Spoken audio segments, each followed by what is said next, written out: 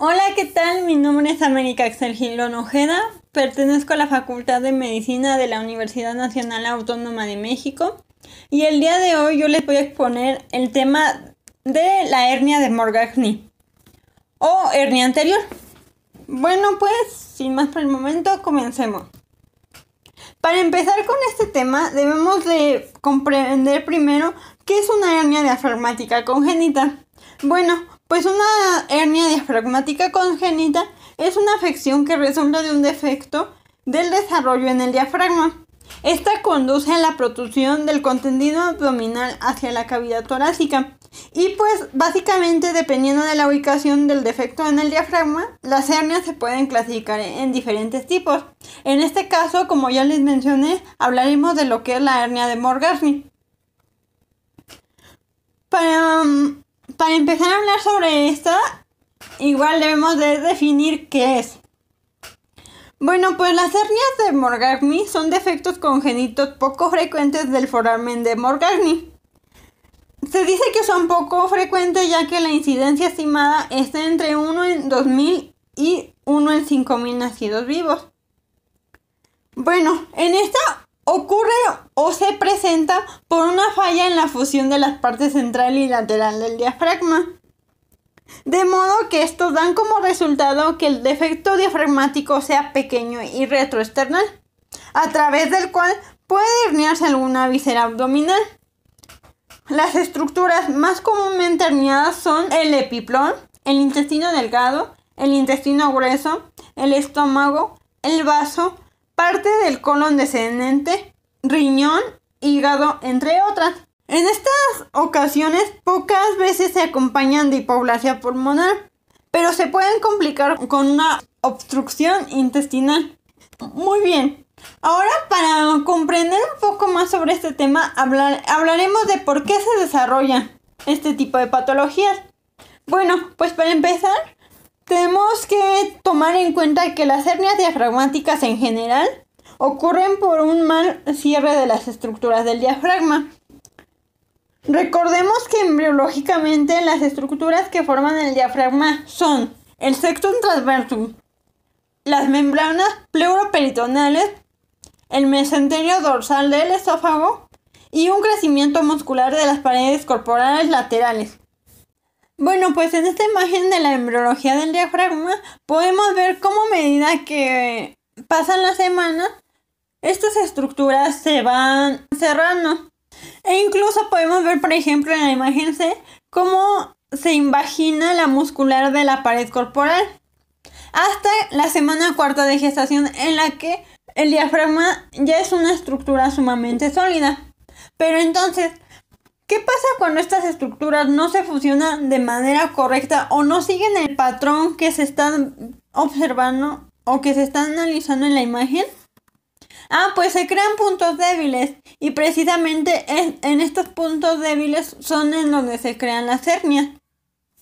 En cuanto a los factores de riesgo, existen factores hereditarios en relación con otros síndromes malformativos, como lo son el síndrome de Down, el síndrome de Turner, el síndrome de Prader-Willi, el síndrome de Noan, o también se relacionan con otras enfermedades, como el quiste hepático congénito y el hemangioma abdominal.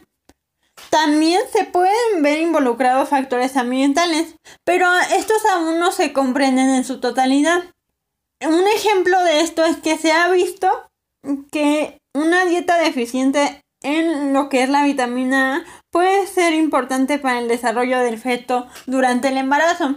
Entonces, pues si se llega a carecer de vitamina A durante esta etapa, podemos encontrar lo que es la presencia de este tipo de patología. Otro tipo de factor de riesgo son los teratogénicos, que estos son relacionados a medicamentos o sustancias que causan malformaciones. Hablemos un poco del cuadro clínico de la hernia de Morgagni. Bueno, pues para empezar tenemos que tomar en cuenta que los pacientes notan síntomas respiratorios y gastrointestinales superiores.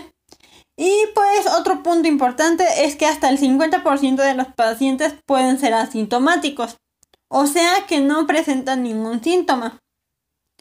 Los signos y síntomas más frecuentes en niños son la dificultad para respirar, la taquipnea, infecciones pulmonares recurrentes, la mala alimentación, la tos crónica y asfixia con alimentos. Los signos y síntomas presentes en adultos son experimentar síntomas gastrointestinales como respiratorios. Entre estos está el dolor retroesternal, el dolor torácico, que a menudo se alivia al ponerse de pie, la disnea, las flatulencias, la indigestión, los calambres y sonidos intestinales en la auscultación del tórax, si es que el intestino está presente en la hernia. Es importante hablar de los factores precipitantes, ya que estos se presentan en la aparición de los síntomas debido al aumento de la presión intraabdominal que causa la hernia del epiplón e intestino en el defecto. Algunos de estos factores son algún trauma, obesidad, embarazo, estreñimiento crónico y tos crónica.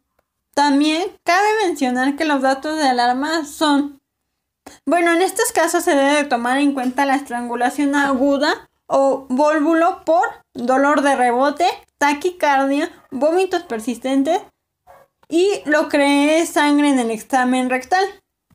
Ahora hablando un poco sobre el diagnóstico, debemos de tomar en cuenta que el diagnóstico es por medio de un hallazgo incidental, ya que como se vio anteriormente, algunos de los pacientes que sufren de este tipo de patologías no llegan a presentar síntomas. El diagnóstico definitivo se realiza radiológicamente e incluye primero lo que es una radiografía de tórax antero, posterior y lateral. Pero en los pacientes en los que el epiplón y los órganos sólidos se han herniado a través de este defecto, se observa una opacidad redonda en el ángulo cardiofrénico derecho.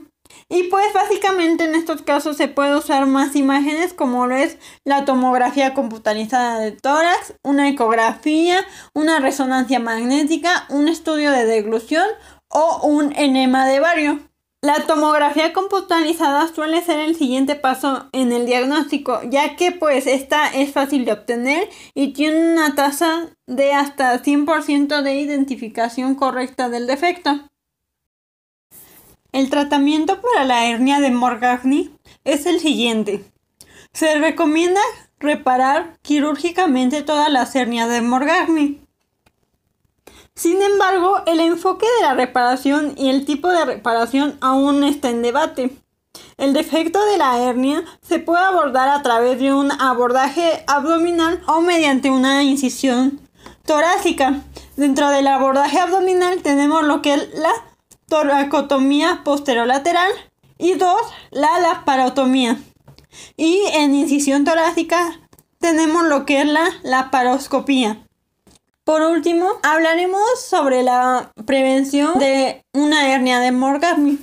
Pues básicamente para prevenir esta patología podemos decir que el primer paso es que los embarazos sean planificados, ya que como sabemos se le debe administrar varias sustancias o medicamentos a la mujer para prepararla básicamente para esta etapa de su vida. Y el otro es que durante el embarazo, antes de consumir cualquier tipo de medicamentos, sean consultados con un profesional de la salud para ver si estos medicamentos afectan o no al producto. En conclusión, la hernia de Morgagni constituye a una rara entidad de la que aún no se tiene mucha información.